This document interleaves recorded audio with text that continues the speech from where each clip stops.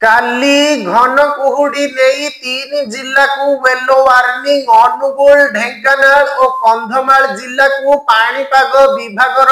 सतर्कता 200 मीटर रु कम रहीपारे दृश्यमान क्षमता एथिसह राज्य रे जारी रहिबो शीतलहरी कालुआ पवन सह कुहुड़ी पाई सतर्कता जारी कला पाणीपाग विभाग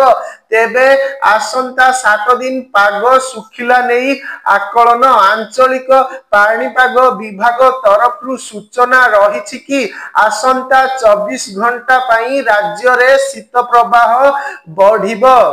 आभ्यंतरीण और उपकूल ओडिशा कालुआ पवन रे थरिब तापमात्रा 2 रु 4 डिग्री जाए कमिबा अनुमान करिछि पाणीपाग विभाग एथिसह आंचलिक पाणीपाग विभाग तरफ कुहा जाइछि कि एबे वर्षार संभावना नहीं अन्यून 7 दिन जाए पाग सुखिला रहिब।